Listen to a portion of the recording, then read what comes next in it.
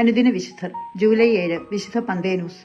ദൈവശാസ്ത്രജ്ഞനും മിഷണറിയുമായിരുന്ന വിശുദ്ധ പന്തേനൂസ് AD 2-ാം നൂറ്റാണ്ടിലാണ് ജീവിച്ചിരുന്നത്.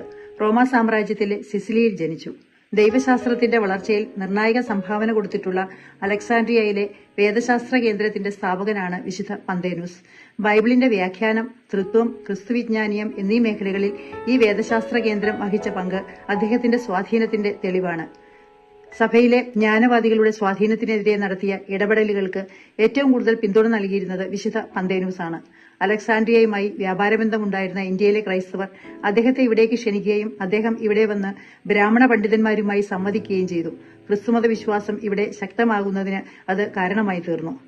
ഇന്ത്യയിലെ ക്രിസ്ത്യാനികളുടെ ഇടയിൽ മത്തായി ശ്ലീഹായുടെ സുവിശേഷത്തിന്റെ ഹീബ്രു ലിഖിതം കണ്ടെത്തിയെന്നും അങ്ങനെയൊന്ന് അവരിൽ നിന്ന് ഉപഹാരമായി സ്വീകരിച്ചാണ് അദ്ദേഹം അലക്സാൻഡ്രിയയിലേക്ക് മടങ്ങിപ്പോയതെന്നും ചരിത്രരേഖകൾ സൂചിപ്പിക്കുന്നു. AD 200 വിശുദ്ധൻ മരണത്തെ പുൽകി.